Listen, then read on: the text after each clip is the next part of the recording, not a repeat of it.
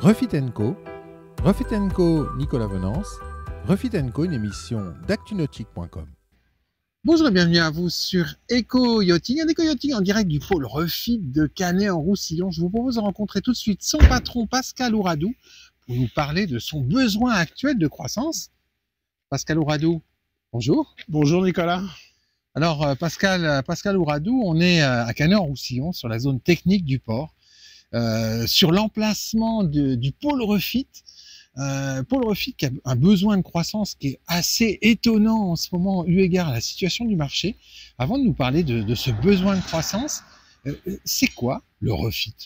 Le refit de bateau, en fait, ça permet de reconditionner des bateaux anciens, assez âgés, ou de modifier des bateaux neufs, de changer des caractéristiques sur ces bateaux, de poser des choses qui ne sont pas de série, ou de repeindre des bateaux qui sont blancs, de faire des coverings, des vinyles, de changer un peu toute la conception d'un bateau, de rajouter des options, de reprendre des bateaux complètement de zéro, et de changer, de garder juste la coque et de refaire complètement les structures, les superstructures au goût d'un client.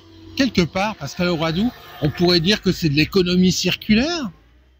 Oui, puisque en fait le but du pôle Refit de Canet au départ, c'était de faire travailler toutes les entreprises de la zone, parce qu'en fait chacun on se complète un peu tous, on ne peut pas tous faire ces chantiers-là qui sont des chantiers quand même assez importants. Donc on a besoin d'électriciens, on a besoin de peintres, on a besoin de menuiserie, de stratifieurs, et en fait quand on met des gros chantiers de refitting comme celui qu'on est en train de faire en ce moment, on fait travailler tout le monde. Alors vous avez lancé ce pôle Refit à Canet-en-Roussillon il y a combien de temps maintenant? L'idée du pôle Refit à Canet-en-Roussillon, c'est venu en 2016, car il y a beaucoup de chantiers qui nous ont demandé de prendre des grosses unités pour les peindre à Canet-en-Roussillon, de façon à ce qu'ils ne s'abîment pas pendant le transport depuis les chantiers vendéens. Donc l'idée a germé comme ceci, et ensuite on a fait faire une déviation sur la route, que l'agglomération a eu la volonté de nous aider et la gentillesse de faire, et en fait on a fait construire le bâtiment pour refiter des bateaux ou peindre des bateaux à cause de cette déviation qui nous a permis de faire passer des grosses unités. Donc on ne savait pas du tout comment on allait pouvoir se développer, et finalement on a beaucoup de travail, on est tout le temps plein. Et alors justement, vous êtes tout le temps plein, mais les locaux qui sont, enfin le hangar qui est derrière vous, c'est déjà un hangar qui est énorme, et pourtant, ce hangar aujourd'hui, il ne suffit plus. Effectivement, en fait, un refit, ça peut durer entre 3 et 6 mois, suivant la taille du bateau et le travail qu'il y a à faire. Une peinture sur un bateau, il faut compter 3 semaines, 1 mois. Donc, si vous voulez, le bâtiment est quand même relativement plein rapidement, et reste plein. En fait, on a depuis qu'on a lancé cette idée-là, on a beaucoup de demandes. Et je pense qu'il va falloir qu'on envisage sérieusement de doubler, voire tripler nos capacités, de façon à faire un pôle Refit à Canet qui soit en fait central pour cette région, où on n'a pas besoin d'aller ni à Barcelone, ni aux Baléares, ni à Cannes ou à Monaco. En fait, développer le Roussillon comme une place de Refit pour le futur.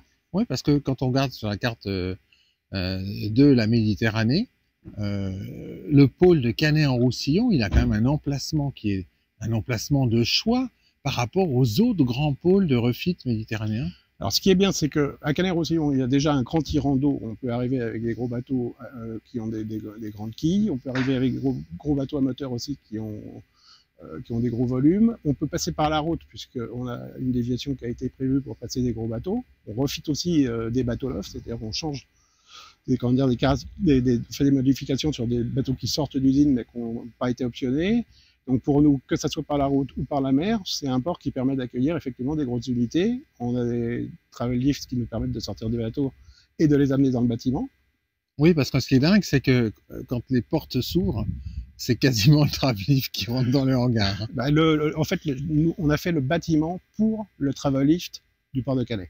C'est-à-dire qu'en fait, on a mesuré la hauteur du point le plus haut du travel lift du port de Canet, et on a dépassé de 60 cm cette hauteur-là, de façon à ce que le travel lift puisse rentrer dedans, pour éviter, en tout cas pour les monocoques, toute manutention compliquée et avoir des prix concurrentiels, parce que la manutention, c'est quand même un gros poste. Donc là, en 10 minutes, le bateau arrive et est mis dans le hangar, posé, calé.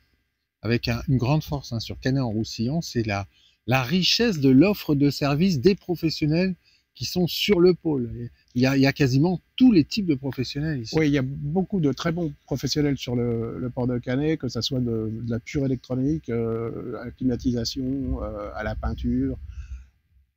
On fait aussi, nous, une grosse partie on fait notre propre menuiserie, on a aussi tous les corps de métier qu'il nous faut, mais bon, évidemment, ça suffit pas, et sans avoir tous ces professionnels autour de nous, on ne pourrait pas développer le projet comme on a envie de le faire.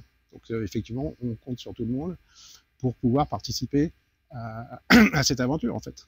Alors, quelles sont en conclusion les grandes prochaines étapes sur lesquelles vous comptez pour ce développement économique? Eh bien là, on compte sur le fait d'acquérir un terrain supplémentaire pour faire un bâtiment supplémentaire à peu près de la taille de celui-ci, peut-être un petit peu plus grand, de façon à atteindre la capacité maximum des bateaux qui peuvent arriver à Canet. C'est-à-dire qu'on prendrait, je pense qu'on taperait sur 32 mètres de chaque côté, sur un carré en fait. De façon à... Après, au-delà de ça, on rentre dans un monde différent qui est plus sur les bassins de Radou, des super yachts.